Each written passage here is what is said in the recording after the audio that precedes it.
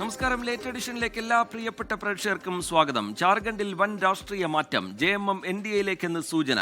Hemant Soren BJP നേതാക്കളുമായി ചർച്ച നടത്തി എന്ന റിപ്പോർട്ടുകളാണ് പുറത്തുവരുന്നത്. ബൽറാം നെടുങ്ങാടി വിവരങ്ങളുമായി ഡൽഹിയിൽ നിന്ന് ചേരുന്നുണ്ട്. ബൽറാം, നാടകീയമായ രാഷ്ട്രീയ നീക്കങ്ങൾ ഉണ്ടാകുന്നു എന്നാണ് പുറത്തുവരുന്ന റിപ്പോർട്ടുകൾ. എന്താണ് ഈ NDAയുമായി സഹകരിക്കുക എന്ന തീരുമാനത്തിലേക്ക് ഹേമന്ത് സോറൻ പോവുകയാണോ? ഡൽഹിയിലെ BJP നേതാക്കളുമായുള്ള കൂടിക്കാഴ്ചയിൽ നിന്ന് നമ്മൾ മനസ്സിലാക്കേണ്ടത് എന്താണ്? ഹേമന്ത് സോറന്റെ കേസിന്റെ അടക്കം പശ്ചാത്തലം നമുക്ക് മുമ്പിലുണ്ട്. ബൽറാം നെടുങ്ങാടി. രജിത, തീർത്തും നാടകീയമായ നീക്കങ്ങളാണ് ജാർഖണ്ഡ് രാഷ്ട്രീയത്തിൽ അരങ്ങേറുന്നത് എന്നാണ് റിപ്പോർട്ടുകൾ വ്യക്തമാക്കുന്നത്. JMM അധ്യക്ഷൻ ജാർഖണ്ഡ് മുഖ്യമന്ത്രിയുമായ ഹേമന്ത് സോറൻ BJPയുമായി അടുക്കുന്നു, അല്ലെങ്കിൽ NDAയിലേക്ക് ചേരുന്നതിനെ കുറിച്ച് ആലോചിക്കുന്നു. ഇതുമായി ബന്ധപ്പെട്ട് BJPയുടെ ദേശീയ നേതാക്കളുമായി ചർച്ചകൾ നടത്തിയെന്നാണ് പുറത്തുവരുന്ന റിപ്പോർട്ടുകൾ. റീജിത്ത് സൂചിപ്പിച്ച പോലെ തന്നെ നേരത്തെ മുതൽ തന്നെ കേന്ദ്ര ഏജൻസികളുടെ കേസ്, ED കേസ് അടക്കമുള്ള കേസുകൾ ഹേമന്ത് സോറൻ നേരിടുന്നുണ്ട്. അദ്ദേഹം ജയിലിലും ആയിരുന്നു ഈ കേസുകളുമായി ബന്ധപ്പെട്ട. അത്തരം ഒരു പശ്ചാത്തലം നിലനിൽക്കുന്നുണ്ട്. ഇതോടൊപ്പം തന്നെയാണ് സമീപകാലത്തായി ഇന്ത്യ സഖ്യത്തിൽ നിന്നും അവഗണന നേരിടുന്നു എന്നുള്ളൊരു ആക്ഷേപം JMMനുണ്ട്. പ്രത്യേകിച്ച് കഴിഞ്ഞ ബീഹാർ നിയമസഭാ തിരഞ്ഞെടുപ്പിന്റെ സമയത്ത് 12 സീറ്റുകളിൽ മത്സരിക്കാനുള്ള താല്പര്യം JMM പ്രകടിപ്പിച്ചിരുന്നു. അത് ജാർഖണ്ഡ് അതിർത്തിയോട് ചേർന്ന് കിടക്കുന്ന ആ സീറ്റുകളിൽ സ്ഥാനാർത്ഥികളെ നിർത്താനുള്ള തീരുമാനവും എടുത്തിരുന്നെങ്കിലും ഈ സഖ്യത്തിന്റെ കാര്യത്തിൽ തീർത്തും അവഗണനയാണ് നേരിട്ടത് ഇന്ത്യ സഖ്യത്തിന്റെ ഭാഗത്തു നിന്നും എന്നുള്ള ആക്ഷേപം JMMനുണ്ട്. ഒറ്റയ്ക്ക് മത്സരിക്കാൻ തീരുമാനിച്ചെങ്കിലും പിന്നീട് അവസാന ഘട്ടത്തിൽ പിന്മാറുകയായിരുന്നു. ഒപ്പം തന്നെ ബീഹാറിൽ BJP അല്ലെങ്കിൽ NDA നേടിയ വലിയ വിജയവും ഹേമന്ത് സോറനെ NDA പക്ഷത്തേക്ക് നീങ്ങാൻ കാരണമായി എന്നാണ് പുറത്തുവരുന്ന റിപ്പോർട്ടുകൾ വ്യക്തമാക്കുന്നത്. ഹേമന്ത് സോറനും ഭാര്യ കൽപ്പന സോറനും BJP നേതാക്കളുമായി ചർച്ച നടത്തിയെന്നും തുടർന്ന് NDAയിലേക്ക് പ്രവേശിക്കാനുള്ള മറ്റ് നീക്കങ്ങൾ വരും ദിവസങ്ങളിൽ ഉണ്ടാകുമെന്നുമാണ് പുറത്തുവരുന്ന റിപ്പോർട്ടുകൾ. മറ്റ് നേതാക്കളുമായി ആശയവിനിമയം നടത്തി സഖ്യം മാറുന്നതിനെ കുറിച്ചാണ് ഇപ്പോൾ ഇരുവരും ആലോചിക്കുന്നത് എന്ന് റിപ്പോർട്ടുകൾ വ്യക്തമാക്കുന്നു. എന്നാൽ BJPയോ ഹേമന്ത് സോറനോ ഇതുമായി ബന്ധപ്പെട്ട ഔദ്യോഗികമായ യാതൊരു തരത്തിലുള്ള പ്രതികരണവും ഈ ഘട്ടം വരെ നടത്തിയിട്ടില്ല. രണ്ടു പക്ഷവും ഇക്കാര്യം നിഷേധിച്ചിട്ടുമില്ല ഇതുവരെയും എന്നുള്ളതും ശ്രദ്ധേയമാണ്. എന്തായാലും വരും മണിക്കൂറുകളിൽ ഇതുമായി ബന്ധപ്പെട്ടുള്ള പ്രതികരണം ഇരുപക്ഷത്തിന്റെ ഭാഗത്തു നിന്നും ഉണ്ടാകുമെന്നാണ് പ്രതീക്ഷിക്കുന്നത്. റീജിത്ത്. ബൽറാം, ഏറ്റവും ഒടുവിലായി ബൽറാം ചൂണ്ടിക്കാട്ടിയതുപോലെ ബീഹാർ തെരഞ്ഞെടുപ്പുമായി ബന്ധപ്പെട്ട് അത്ര നല്ല ബന്ധത്തിലല്ല, ഇന്ത്യ സഖ്യവുമായി അത്ര നല്ല ബന്ധത്തിലല്ല JMM ഉള്ളത്. അവിടുത്തെ സീറ്റ് വിഭജന ചർച്ചകളുമായി ബന്ധപ്പെട്ടാണെങ്കിലായിക്കോട്ടെ, സീറ്റ് ധാരണയുമായി ബന്ധപ്പെട്ട് തീരുമാനം വൈകിക്കുന്നു എന്നുള്ള പരാതി പരസ്യമായി നേതാക്കൾ പറയുന്ന സാഹചര്യമുണ്ടായി. ഈ സഖ്യം മുന്നോട്ട് കൊണ്ടുപോകണോ എന്നുള്ളത് പോലും ആലോചിക്കേണ്ട നിലയിലാണ് എന്നൊക്കെ നേതാക്കൾ പരസ്യമായി തന്നെ പ്രതികരിക്കുന്നത് കണ്ടു. അങ്ങനെയെങ്കിൽ പുറത്തു വരുന്ന റിപ്പോർട്ടുകൾ ശരിയാണെന്ന് കരുതേണ്ടി വരുന്ന ഒരു പശ്ചാത്തലം കൂടി ഇതിനുണ്ടല്ലോ. ബൽറാം നെടുങ്ങാടി. തീർച്ചയായും റിജിത്ത്, ഈ ബീഹാർ നിയമസഭാ തെരഞ്ഞെടുപ്പിന്റെ കാര്യമാണെങ്കിൽ ബീഹാർ വിഭജിച്ച് രൂപീകരിക്കപ്പെട്ട ഒരു സംസ്ഥാനമാണ് ജാർഖണ്ഡ്. 20ഓളം സീറ്റുകളിൽ JMMന് കൃത്യമായി തന്നെ സ്വാധീനമുണ്ട്. അതിൽ 12 സീറ്റുകൾ തങ്ങളുടെ സ്ഥാനാർത്ഥികൾക്ക് വിജയിക്കാൻ കഴിയുമെന്ന അവകാശവാദവും JMM ഉന്നയിച്ചിരുന്നു. ഇന്ത്യ മഹാസഖ്യത്തിന്റെ ഭാഗമായി ബീഹാറിൽ മത്സരിക്കാനുള്ള താല്പര്യവും പ്രകടിപ്പിച്ചെങ്കിലും അത് അവഗണിക്കുകയാണ് ഉണ്ടായത്. തീർത്തും അവഗണിക്കപ്പെട്ട ഒരു സാഹചര്യത്തിൽ ഒറ്റയ്ക്ക് മത്സരിക്കാൻ തീരുമാനിച്ച് പിന്നീട് പിന്മാറുകയായിരുന്നു JMM. എങ്കിൽ പോലും ചർച്ചയ്ക്ക് പോലും ഇന്ത്യ സഖ്യ നേതാക്കൾ സമീപിച്ചില്ല എന്നുള്ളൊരു വലിയ ആക്ഷേപം JMMനുണ്ട്. ഒപ്പം തന്നെ സമീപകാലത്തായി പാർലമെന്റിലടക്കം ഇന്ത്യ സഖ്യം അല്ലെങ്കിൽ ഇന്ത്യ സഖ്യത്തിന് നേതൃത്വം നൽകുന്ന കോൺഗ്രസ് സ്വീകരിക്കുന്ന പല സമീപനങ്ങൾ സംബന്ധിച്ചും JMMന് അഭിപ്രായ വ്യത്യാസം ഉണ്ട്. അത് മുന്നണിക്കുള്ളിൽ അല്ലെങ്കിൽ കോൺഗ്രസ് നേതാക്കളുമായി ചില ഘട്ടങ്ങളിൽ ആശയവിനിമയം നടത്തുകയും ചെയ്തിരുന്നു. ഈ ഒരു പശ്ചാത്തലമെല്ലാം നിലനിൽക്കെ തന്നെയാണ് ഈ നിലവിൽ കേന്ദ്ര ഏജൻസികളുടെ കേസും JMM നേരിടുന്നുണ്ട്, അല്ലെങ്കിൽ ഹേമന്ത് സോറൻ നേരിടുന്നുണ്ട്. അത്തരത്തിലുള്ള വലിയ ഭീഷണിയും അദ്ദേഹത്തിന് മുന്നിലുണ്ട് എന്നുള്ളതും യാഥാർത്ഥ്യമാണ്.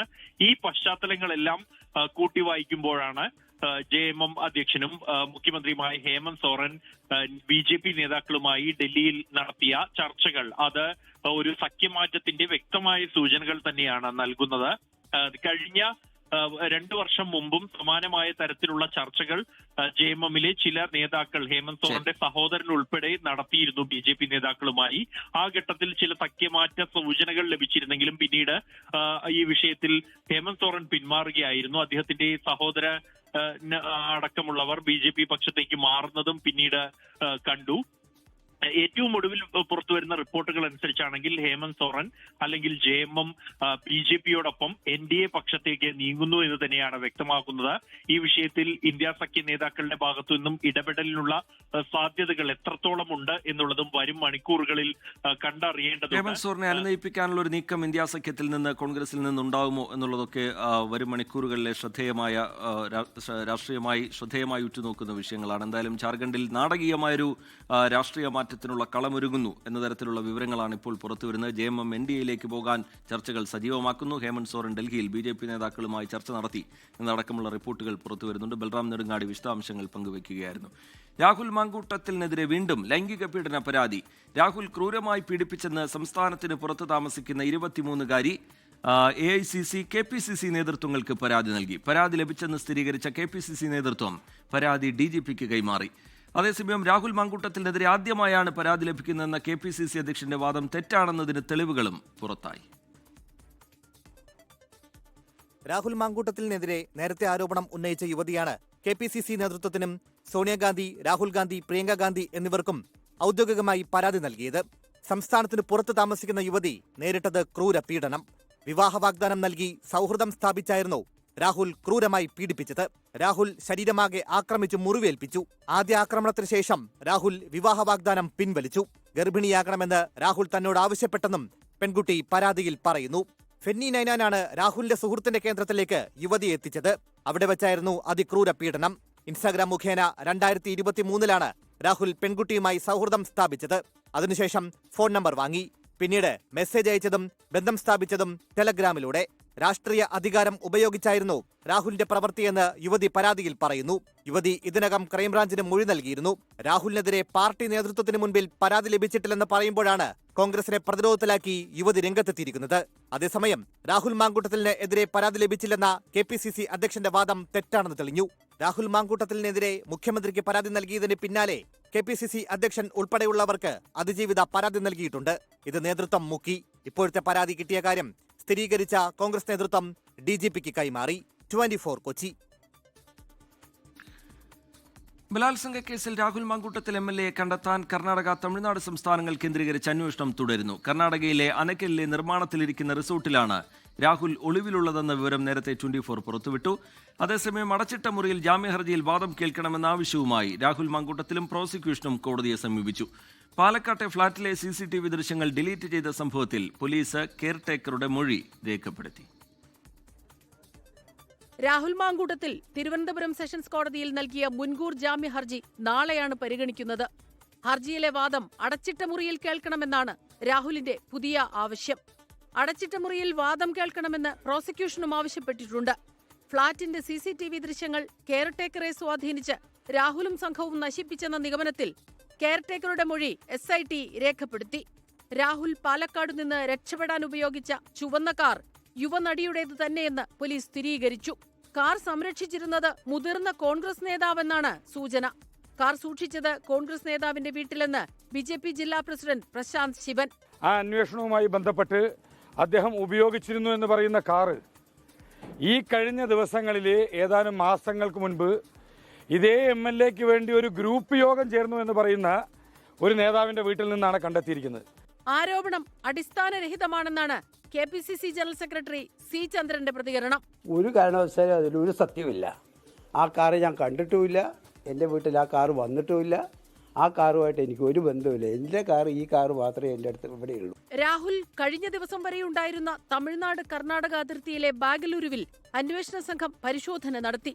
ഇവിടെ നിന്ന് മുങ്ങിയ രാഹുൽ കർണാടകയിലെ അനേക്കലിലാണുള്ളതെന്നാണ് സൂചന. നിർമ്മാണത്തിലിരിക്കുന്ന റിസോർട്ടിൽ ഒളിവിൽ കഴിയുന്നതായും സൂചനയുണ്ട്. 24 തിരുവനന്തപുരം.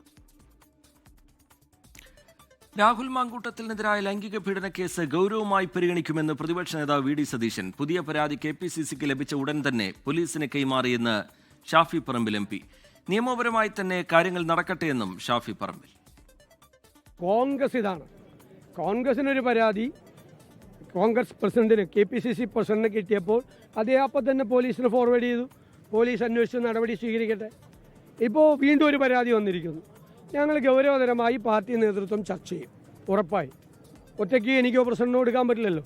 നേരത്തെ തീരുമാനം എടുത്തതുപോലെ എല്ലാവരും കൂടി ഒരുമിച്ച് ഒരു തീരുമാനം ഇക്കാര്യത്തിലും എടുക്കും, ഉറപ്പായെടുക്കും. ഇനി പോലീസിൻ്റെ നടപടികൾ എന്താണോ, ലീഗലി ഈ കാര്യങ്ങൾ കോടതിയിൽ എങ്ങനെ നിൽക്കുമോ എന്നതിനെല്ലാം ശേഷം തുടർന്ന് പാർട്ടി എന്തെങ്കിലും നിലപാട് അടുത്തതായി എടുക്കേണ്ടതുണ്ടെങ്കിൽ എടുക്കും. പാർട്ടി പ്രതികരിക്കുന്നെങ്കിൽ പ്രതികരിക്കും.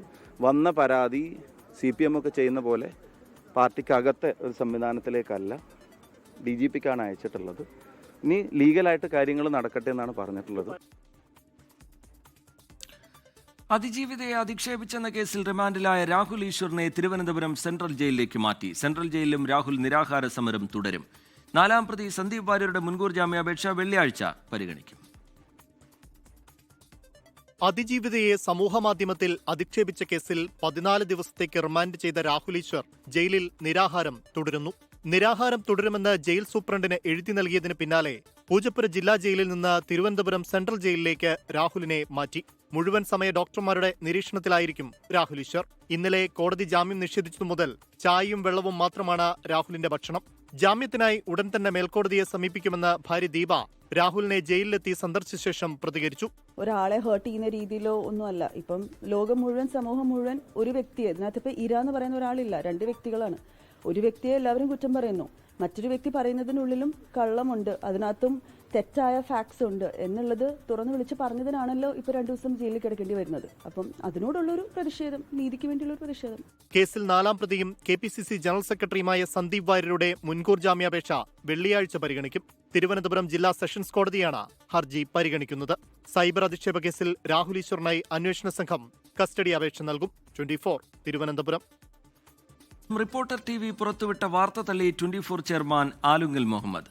ഒരു തട്ടിപ്പുകാരന്റെ വ്യാജ പരാതിയിലെടുത്ത കേസിലെ വിവരങ്ങളാണ് തനിക്കെതിരെ റിപ്പോർട്ടർ TV പുറത്തുവിട്ടത്. വ്യാജ വാർത്തയിലൂടെ പൊതുസമൂഹത്തെ തെറ്റിദ്ധരിപ്പിച്ച റിപ്പോർട്ടർ ചാനലിനെതിരെയും കള്ളപ്പരാതി നൽകിയ അബ്ദുസലാമിനെതിരെയും 100 കോടി രൂപയുടെ മാനനഷ്ട കേസ് ഫയൽ ചെയ്യാൻ നടപടി തുടങ്ങിയെന്നും 24 ചെയർമാൻ അറിയിച്ചു. കേസിൽ തെളിവ് ലഭിക്കാത്തതിനാൽ ഇതുവരെ അന്വേഷണം മുന്നോട്ട് കൊണ്ടുപോകാനായിട്ടില്ല എന്നാണ് പോലീസിന്റെ നിലപാട്. 2000 കോടി തട്ടിച്ചെന്ന കള്ളപ്പരാതിയാണ് അബ്ദുസലാം നൽകിയിട്ടുള്ളത്. പ്രാഥമിക അന്വേഷണത്തിൽ ഒരു തെളിവും പോലീസിന് ലഭിച്ചിട്ടില്ല. വാർത്ത വ്യാജമെന്ന് 24 ചെയർമാൻ ആലുങ്ങൽ മുഹമ്മദ് വ്യക്തമാക്കി. വ്യാജ വാർത്തയിലൂടെ പൊതുസമൂഹത്തെ തെറ്റിദ്ധരിപ്പിച്ച റിപ്പോർട്ടർ ചാനലിനെതിരെയും കള്ളപ്പരാതി നൽകിയ അബ്ദുസലാമിനെതിരെയും 100 കോടി രൂപയുടെ മാനനഷ്ട കേസ് ഫയൽ ചെയ്യാൻ നടപടി തുടങ്ങിയെന്നും 24 ചെയർമാൻ. ഒരു തട്ടിപ്പുകാരൻ്റെ കുപ്രചരണം മുഖവിലക്കെടുത്ത് അവർ ഇന്ന് പറഞ്ഞ ന്യൂസ് അടിസ്ഥാനരഹിതമാണ്. ഞാനതിനെ മുഴുവനായും തള്ളിപ്പറയുന്നു. എൻ്റെ വക്കീലുമായി ബന്ധപ്പെട്ട് മാനനഷ്ട കേസിന് പരാതി നൽകാൻ വേണ്ടി ഏൽപ്പിച്ചിട്ടുണ്ട്. 100 കോടി രൂപ മാനനഷ്ടം ചോദിച്ചുകൊണ്ട് പരാതി കൊടുക്കാൻ പറഞ്ഞിട്ടുണ്ട്. അബ്ദുസലാമിൻ്റെ പേരിലും റിപ്പോർട്ടർ ചാനലിൻ്റെ പേരിലും ഇന്ന് തന്നെ അതിന് കേസ് ഫയൽ ചെയ്യാൻ വേണ്ടി ഏർപ്പാട് ചെയ്തിട്ടുണ്ട്. 24 ചെയർമാൻ ആലുങ്ങൽ മുഹമ്മദിനെതിരെ കള്ളപ്പരാതി നൽകിയ അബ്ദുസലാം ഇതുവരെ പോലീസ് ആവശ്യപ്പെട്ട രേഖകൾ ഹാജരാക്കിയിട്ടില്ല. ബാങ്ക് ഇടപാടുകളുടെ വിവരങ്ങൾ ഉൾപ്പെടെ ഹാജരാക്കാൻ 3 തവണയാണ് പോലീസ് ആവശ്യപ്പെട്ടത്. 2018 നടന്നുവെന്ന് പറയുന്ന സംഭവത്തിൽ 2025 എന്തിന് പരാതി നൽകിയെന്ന പോലീസിന്റെ ചോദ്യത്തിനും അബ്ദുസലാമിന് മറുപടിയില്ല. മർദ്ദനം നടന്നെന്ന് പറയുന്ന ഹോട്ടലിൽ പോലീസ് പരിശോധന നടത്തിയിരുന്നു. അന്നത്തെ രജിസ്റ്ററും CCTVയും ഇല്ലെന്ന് ഹോട്ടൽ രേഖാമൂലം അറിയിച്ചു. തെളിവുകളില്ലാത്തതിനാൽ കേസിൽ ഇതുവരെ പോലീസ് കുറ്റപത്രം സമർപ്പിച്ചിട്ടില്ല. 24 കൊച്ചി. ടെലിവിഷൻ ചാനലുകളുടെ റേറ്റിംഗ് തീരുമാനിക്കുന്ന ബാർക്കിൽ റേറ്റിംഗ് തട്ടിപ്പ് നടത്തിയതിന് reporter TV MD Anto അഗസ്റ്റിനെ പ്രതിയാക്കി police കേസെടുത്തു. ആന്റോ അഗസ്റ്റിൻ 2-ാം പ്രതിയും BARC senior manager Premnath 1-ാം പ്രതിയുമാണ്. Kalamassery പോലീസാണ് കേസെടുത്തത്. ബാർക്ക് റേറ്റിംഗ് തിരിമറിയിലെ ഞെട്ടിക്കുന്ന വിവരങ്ങൾ തെളിവ് സഹിതം 24 പുറത്തുവിട്ടതിന് പിന്നാലെയാണ് പോലീസ് FIR. അതിനിടെ ബാർക്ക് തട്ടിപ്പ് സംബന്ധിച്ച 24 വാർത്ത റിപ്പബ്ലിക് ഉൾപ്പെടെ ദേശീയ പ്രാദേശിക മാധ്യമങ്ങൾ ചർച്ചയാക്കി.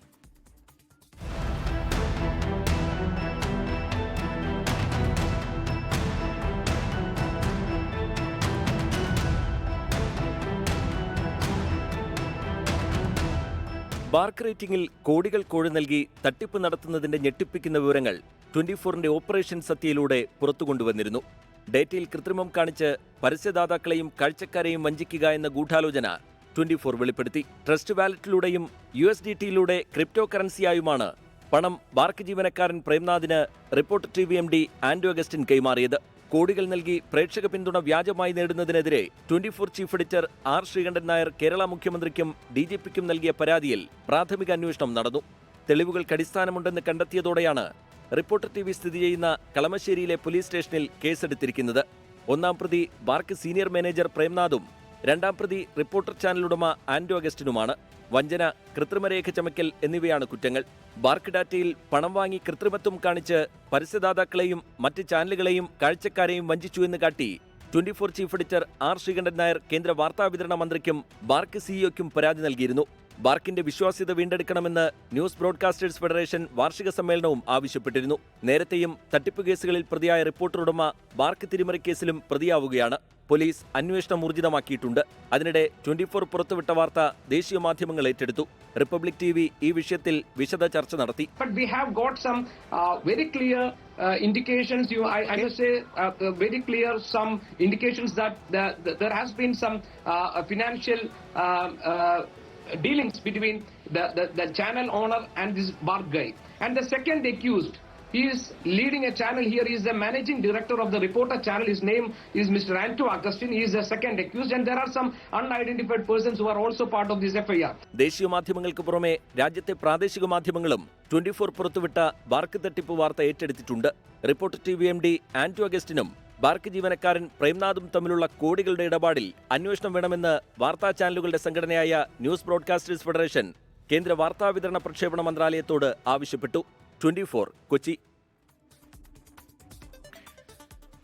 പ്രതിപക്ഷ പ്രതിഷേധത്തെ തുടർന്ന് SIRൽ ചർച്ചയ്ക്ക് വഴങ്ങി കേന്ദ്ര സർക്കാർ. ലോക്സഭയിൽ ഈ മാസം 9 ചർച്ച നടത്തും. പ്രതിപക്ഷത്തിന്റെ വിജയമെന്ന് കൊടിക്കുന്നിൽ സുരേഷ് MP പ്രതികരിച്ചു.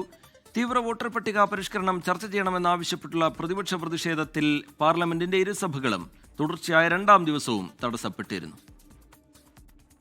തീവ്ര വോട്ടർ പട്ടിക പരിഷ്കരണം ഉന്നയിച്ചുള്ള പ്രതിപക്ഷ പ്രതിഷേധത്തിൽ ശീതകാല സമ്മേളനത്തിന്റെ 2ാം ദിവസവും പാർലമെന്റ് സ്തംഭിച്ചു.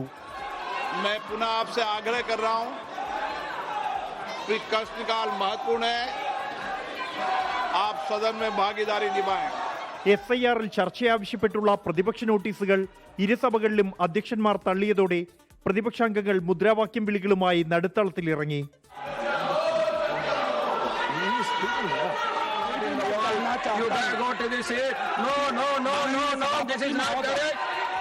സഭാസ്തംഭനത്തെ തുടർന്ന് ലോക്സഭാ സ്പീക്കർ പ്രതിപക്ഷ കക്ഷി നേതാക്കളുടെ യോഗം വിളിച്ചു. വൈകിട്ട് ചേർന്ന ബിസിനസ് അഡ്വൈസറി സമിതി യോഗത്തിൽ SIRൽ ചർച്ചയ്ക്ക് കേന്ദ്ര സർക്കാർ സമ്മതം അറിയിച്ചു. ഈ മാസം 9 10 മണിക്കൂർ ചർച്ച നടക്കും. ചൊവ്വയും ബുധനും 2 ദിവസം ഇലക്ട്രൽ റിഫോംസ് അല്ലെങ്കിൽ തെരഞ്ഞെടുപ്പ് പരിഷ്കരണ പരിപാടികളുമായി ബന്ധപ്പെട്ട് SIR ഉൾപ്പെടെയുള്ള കാര്യങ്ങൾ 2 ദിവസം ചർച്ച ചെയ്യും, ചൊവ്വയും ബുധനും. SIR ചർച്ചയിൽ പ്രതിപക്ഷത്തു നിന്നും രാഹുൽ ഗാന്ധി തുടക്കമിടും. കേന്ദ്ര നിയമമന്ത്രി അർജുൻ റാം മേഘ്വാൾ മറുപടി പറയും. വന്ദേ മാതരത്തിന്റെ 150ാം വാർഷികം സംബന്ധിച്ചുള്ള പ്രത്യേക ചർച്ച ഈ മാസം 8 നടക്കും. പ്രധാനമന്ത്രി നരേന്ദ്രമോദി ചർച്ച ആരംഭിക്കും. അതേസമയം രാജ്യസഭയിൽ SIR സംബന്ധിച്ച ചർച്ചയുടെ കാര്യത്തിൽ തീരുമാനമായിട്ടില്ല. നാളെ രാവിലെ മല്ലികാർജുൻ ഖർഗെയുടെ അധ്യക്ഷതയിൽ ഇന്ത്യ സഖ്യ നേതാക്കൾ യോഗം ചേരും. ലേബർ കോഡ് അടക്കമുള്ള വിഷയങ്ങൾ ഉയർത്തി പ്രതിപക്ഷം പ്രതിഷേധം തുടരാനാണ് സാധ്യത. 24 ഡൽഹി. സംസ്ഥാനത്ത് SIR നടപടികൾ തുടരാമെന്ന് സുപ്രീം കോടതി. നടപടികൾ സ്റ്റേ ചെയ്യണമെന്ന സംസ്ഥാന സർക്കാരിന്റെ ആവശ്യം കോടതി അംഗീകരിച്ചില്ല. അതേസമയം എന്യൂമറേഷൻ ഫോം സമർപ്പിക്കുന്നതിനുള്ള അവസാന തീയതി നീട്ടുന്നതിന് തെരഞ്ഞെടുപ്പ് കമ്മീഷന് വീണ്ടും നിവേദനം നൽകാൻ സംസ്ഥാന സർക്കാരിനോട് കോടതി നിർദ്ദേശിച്ചു. കേരളത്തിലെ തദ്ദേശ തെരഞ്ഞെടുപ്പ് സാഹചര്യം പരിഗണിച്ചാണ് സുപ്രീം കോടതി നിർണായക നിർദ്ദേശം നൽകിയത്. എന്യൂമറേഷൻ ഫോം സമർപ്പിക്കാനുള്ള അവസാന തീയതി നീട്ടുന്നതിൽ മുഖ്യ തെരഞ്ഞെടുപ്പ് കമ്മീഷന് നിവേദനം നൽകാൻ സംസ്ഥാന സർക്കാരിന് കോടതി നിർദ്ദേശം നൽകി. തെരഞ്ഞെടുപ്പ് കമ്മീഷൻ ഇത് പരിഗണിച്ച് 2 ദിവസത്തിനുള്ളിൽ ഉചിതമായ തീരുമാനമെടുക്കണമെന്നും ചീഫ് ജസ്റ്റിസ് സൂര്യകാന്ത്. നിലവിൽ SIR നടപടികൾ തുടരാം. എന്നാൽ കൂടുതലായി ഒരു സംസ്ഥാന സർക്കാർ ജീവനക്കാർക്ക് പോലും ചുമതല നൽകരുതെന്നും സുപ്രീം കോടതി കമ്മീഷനോട് നിർദ്ദേശിച്ചു. 25,000 ജീവനക്കാരെ SIRന് മാത്രമായി നിയോഗിച്ചിട്ടുണ്ടെന്നാണ് തെരഞ്ഞെടുപ്പ് കമ്മീഷന്റെ മറുപടി. സംസ്ഥാന സർക്കാരിന്റെ ആവശ്യം ന്യായവും നീതിയുക്തമെന്നും സുപ്രീം കോടതി നിരീക്ഷിച്ചു. ഇപ്പോൾ തെരഞ്ഞെടുപ്പ് കമ്മീഷൻ പറഞ്ഞിരിക്കുന്നത് 11-ാം തീയതി വരെ നീട്ടിയിട്ടുണ്ട്, ഡിസംബർ 11-ാം തീയതി വരെ നീട്ടിയിട്ടുണ്ട്. പക്ഷേ സംസ്ഥാന സർക്കാർ പറഞ്ഞിരിക്കുന്നത് അത് പോരാ, ഇനിയും ഇത് നീട്ടി വെക്കേണ്ടതുണ്ട്. അപ്പോൾ എന്തെല്ലാം കാരണങ്ങൾ കൊണ്ടാണ്, എന്തെല്ലാം ഘടകങ്ങൾ കൊണ്ടാണ് നീട്ടി വെക്കേണ്ടത് എന്ന് നിവേദനത്തിൽ പറയണം. അതിന്റെ അടിസ്ഥാനത്തിൽ എത്ര ദിവസത്തേക്കാണ് നീട്ടി വെക്കേണ്ടത് എന്നുള്ളതും സംസ്ഥാന സർക്കാരിന് ആവശ്യപ്പെടാം. ആ ആവശ്യം പരിഗണിക്കണമെന്നാണ് ഇന്ന് കോടതി തെരഞ്ഞെടുപ്പ് കമ്മീഷനടുത്ത് പറഞ്ഞിരിക്കുന്നത്. സംസ്ഥാന സർക്കാരിനോ ഭരണഘടനാ സ്ഥാപനങ്ങൾക്കോ അല്ല, രാഷ്ട്രീയ പാർട്ടികൾക്കാണ് പ്രശ്നം നേരിടുന്നതെന്ന് സുപ്രീം കോടതി വാക്കാൽ പറഞ്ഞു. 88% SIR ഫോമുകളുടെ ഡിജിറ്റലൈസേഷൻ പൂർത്തിയായെന്നും SIR നടപടികളുടെ സമയപരിധി നീട്ടി നൽകിയിട്ടുണ്ടെന്ന് തെരഞ്ഞെടുപ്പ് കമ്മീഷൻ കോടതിയിൽ പറഞ്ഞിരുന്നു. ആർ അച്യുതൻ, 24, ഡൽഹി. പഞ്ചായത്തിലോട്ട് കോ സ്പോൺസേഡ് ബൈ വോക്കറു ധരിക്കൂ, നടന്നുകൊണ്ടേയിരിക്കൂ.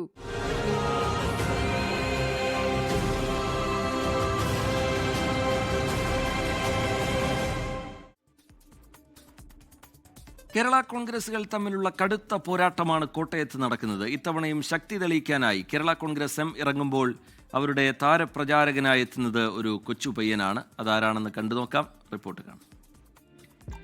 ഇപ്പോൾ വേറെ ഒന്നുമല്ല, നമ്മുടെ സ്ഥാനാർത്ഥിയാണ് ശ്രീജ ചേച്ചി. ഇപ്പോൾ എല്ലാ വോട്ടും പിന്തുണയും വേണമെന്ന് പറയാൻ വേണ്ടി വന്ന് നമ്മുടെ ചിഹ്നം 2 ചിഹ്നം. എൻ്റെ ഒരു കുഞ്ഞുമാണി ഇതാ, ഞാൻ പാലയിൽ നിന്ന് വരിക, ഞാൻ ജോസ് കെ മാണിയുടെ മോന.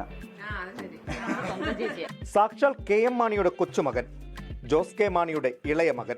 ഇത്തവണ കേരള കോൺഗ്രസുകൾ പോരടിക്കുമ്പോൾ ജോസ് വിഭാഗം കളത്തിലിറക്കിയിരിക്കുന്നത് KM മാണി ജൂനിയറായ കൊച്ചുമാണിയെ തന്നെയാണ്.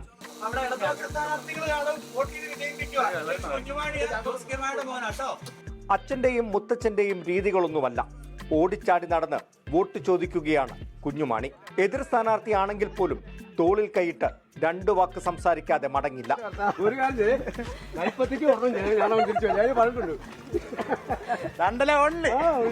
ബിരുദ പഠനത്തിന് ശേഷം തിരുവനന്തപുരത്ത് ജോലി ആരംഭിച്ചതിനിടയിലാണ് പ്രചരണത്തിനെത്തിയത്. കുഞ്ഞുമാണി തന്നെ നേരിട്ടിറങ്ങിയതോടെ പ്രവർത്തകരും ആവേശത്തിലാണ്. കുഞ്ഞുമാണി സാധാരണ എല്ലാ തെരഞ്ഞെടുപ്പ് വരുമ്പോഴും പാലായിലാണെങ്കിലും മറ്റ് പരിസര പ്രദേശങ്ങളിലാണെങ്കിലും കേരള കോൺഗ്രസ് സ്ഥാനാർത്ഥികളുടെ പ്രചരണത്തിന് വേണ്ടി ജോസ് കെ മാണി സാറിൻ്റെ കുടുംബത്തിലെ എല്ലാവരും ഇറങ്ങാറുണ്ട്. പ്രത്യേകിച്ചും കുഞ്ഞുമാണി ഇപ്പോൾ രംഗത്തിറങ്ങുക എന്ന് പറയുന്നത് സ്ഥാനാർത്ഥികൾക്കും പാർട്ടിക്കും എല്ലാം വലിയൊരു ആവേശം ഉണ്ടാക്കിയിട്ടുണ്ട്. പ്രചരണത്തിൽ സജീവമാണെങ്കിലും രാഷ്ട്രീയം സംസാരിക്കാൻ തൽക്കാലം കുഞ്ഞുമാണി തയ്യാറല്ല. വിവാദങ്ങൾ ഉണ്ടാകാതിരിക്കാൻ കരുതലോടെയുള്ള നീക്കം. അടുത്തിടെ നടന്ന പാർട്ടി പരിപാടികളിലും KM മാണി ജൂനിയർ സജീവമായിരുന്നു. അതുകൊണ്ട് തന്നെ അധികം താമസിക്കാതെ രാഷ്ട്രീയത്തിലേക്കും ഉണ്ടാകുമെന്ന് ഉറപ്പ്. Toby Johnson, 24, Kottayam. ഈ റിപ്പോർട്ടോടെ ലേറ്റ് എഡിഷന്റെ സമയം പൂർത്തിയാവുകയാണ്. നമസ്കാരം. ലോകത്തെവിടെയായാലും ഏത് സമയത്തും 24 വാർത്തകളും ഓഗ്മെന്റഡ് റിയാലിറ്റി പാക്കേജുകളും എക്സ്പ്ലെയിനറുകളും വിശദമായി കാണാൻ ഞങ്ങളുടെ യൂട്യൂബ് ചാനൽ നിങ്ങൾക്ക് സബ്സ്ക്രൈബ് ചെയ്യാം.